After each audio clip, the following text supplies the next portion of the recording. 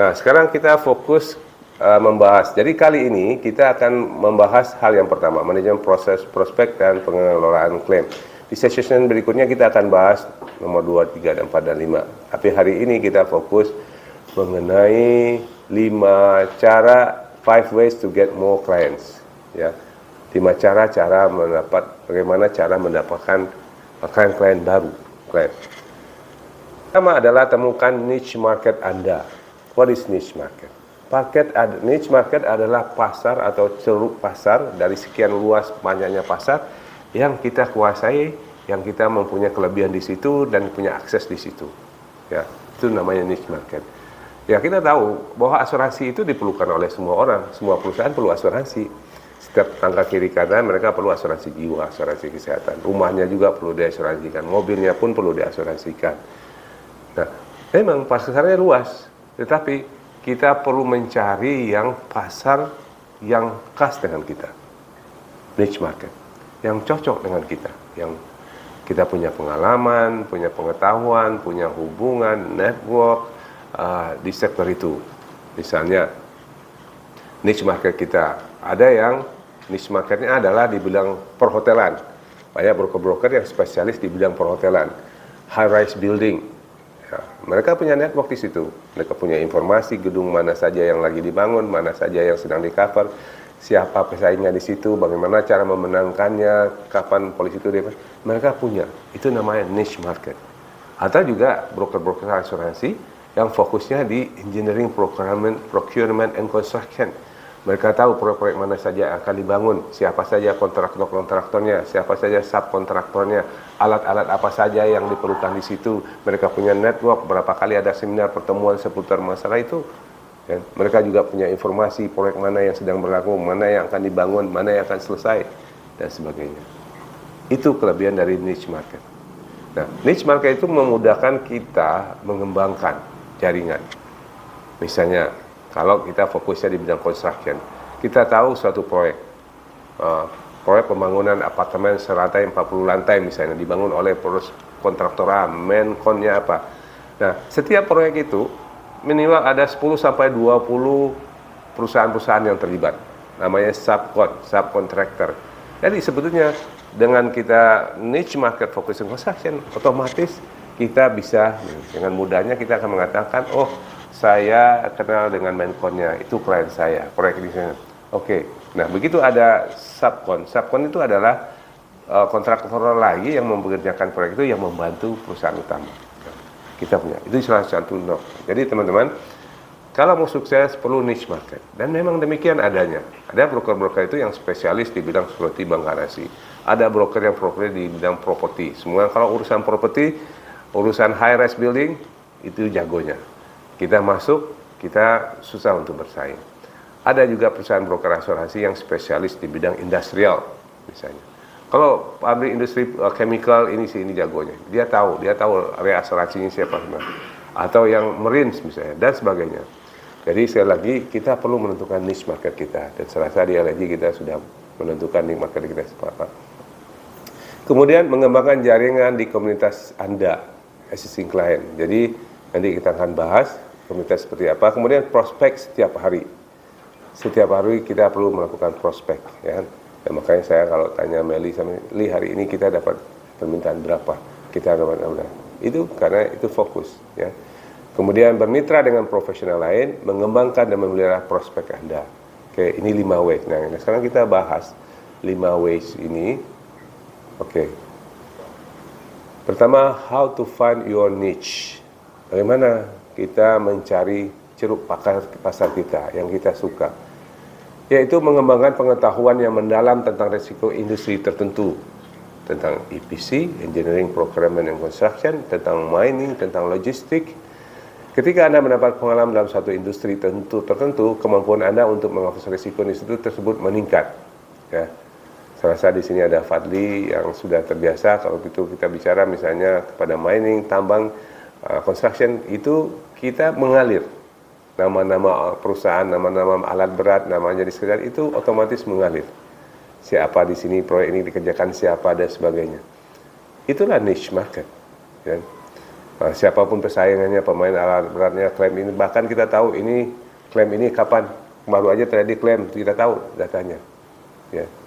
Kenapa?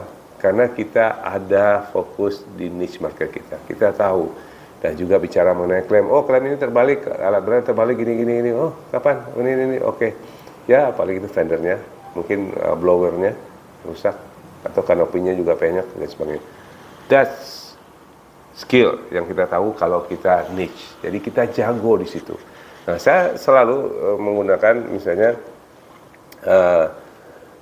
istilah niche market itu barat seorang penyanyi. Ya.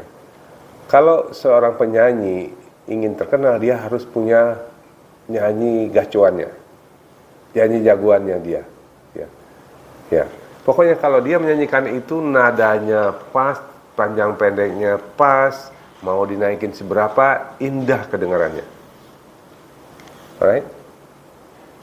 Tapi ketika dia menyanyikan lagu lain yang dia bukan bidangnya dia, dan dia misalnya dia seorang penyanyi pop, tiba-tiba disuruh nyanyi dangdut,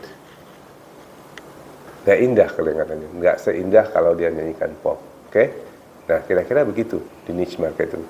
Kalau kita sudah ada di niche market kita indah, ngomong apa aja meyakinkan. Susah kan kalau mengatakan sesuatu yang kita nggak tahu. Jadi kalau sudah kita di bidang kita, itu niche market. Oke. Nah, yang kedua adalah dapatkan keunggulan dibanding pesaing. Iya, dunia sekarang pasti bersaing. Market sekarang pasti ada persaingannya. Udah, jangan berharap lagi bahwa hanya kita sendiri yang masuk menawarkan ke tempat klien kita. No, never. Ya, bahkan secara resmi broker asuransi, direct broker asuransi aja jumlahnya 160 perusahaan di Jakarta. Ya. Jadi setiap klien itu minimal ada 4 atau 5 broker lain juga sedang masuk ke situ. Jadi kalau kita merasa oh rate-nya nggak usah bagus, nggak terlalu kompetitif, come on, kita harus unggul dari pesaing kita. Ketiga, tingkatkan posisi Anda di mata klien. Nah, itu strateginya juga. Bagaimana Anda? Ya, apa kelebihan Anda? Kalau bahasa salesnya USP, Unique Sales Proposition. Jadi apa nih kita lihatnya perusahaan kita dibanding yang lain? LNG misalnya, perusahaan kita ini apa kelebihannya? Oh, kliennya cepat, orangnya responsif, canggih, punya website, punya YouTube, punya apa, dan informasinya lebih baik. Whatever. Kita harus punya nilai tambah di mata klien-klien itu, ya, dan sebagainya. Oh, ya, ada LNG Akademinya dan sebagainya. Keempat, dapatkan referensi. Seiring reputasi Anda yang tumbuh, lebih banyak klien yang dapat mengirim prospek baru pada Anda. Nah, itu kan yang kita lakukan. Sebenarnya LNG itu salah satunya dalam satu prinsip kita kan dapatkan minimal referensi dari setiap klien. Di LNG, 5 gemilang ways.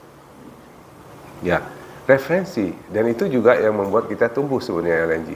Bagaimana kita sekarang, saya rasa, EPC sekarang sedang menikmati dapat klien besar, dari klien besar itu direferensi ke beberapa klien-klien lain, dan hari ini sedang mengerjakan klien besarnya juga sama dari referensi, ya. Jadi klien yang ada, tunjukkan kelebihan kita, bina hubungan, dekatkan dengan mereka, dan mintalah referensi. Cara yang kedua adalah network in the community, yaitu membangun jaringan di dalam masyarakat kita.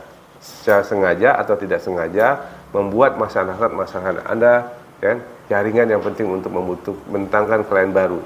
Misalnya ada grup pertemuan, ada pertemuan alumni kah? Kan kalian ada alumni SMA, SD, SMA, semua alumni, ya.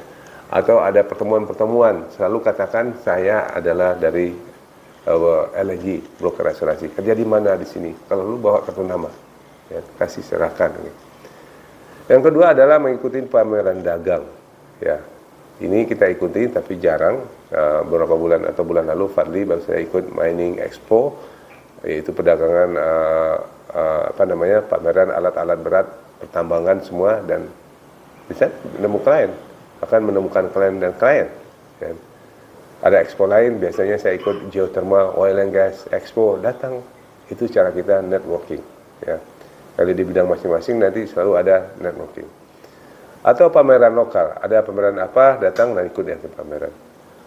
Atau rapat lewat sekolah, ya bisa. Sekolah, wadi dipanggil orang tua, dapat orang tua, kenalan kiri kanan, atau Bobby, teman-teman kuliahnya, bisa semua. Ya. Kemudian acara amal bisa, dari pengajian, dari sosial, kegiatan sosial, atau seminar bisnis. Seperti nanti Kamis, saya akan hadir yang untuk kedua kalinya pertemuan Plug and Play, yaitu pertemuan dua startup Indonesia dan Singapura, dan dari pertemuan pertama sudah dapat hasil. Ya, sudah akan ada kontrak, sudah ada 2 yang saya ada kontrak dari pertemuan seperti itu. Ya, penting menghadiri pertemuan-pertemuan seperti itu. Olahraga, ya kalau saya main golf, jadi golf itu sebetulnya juga sambil kerja, sambil networking, ya sambil ketemu dengan teman-teman, sambil, nah, apalagi sekarang kalau habis golf dia upload di Instagram, Telegram, itu teman-teman kalian lain langsung nge-like. Nah, berarti saya diperhatikan oleh mereka, kliennya tetap memikirkan saya, ya kan?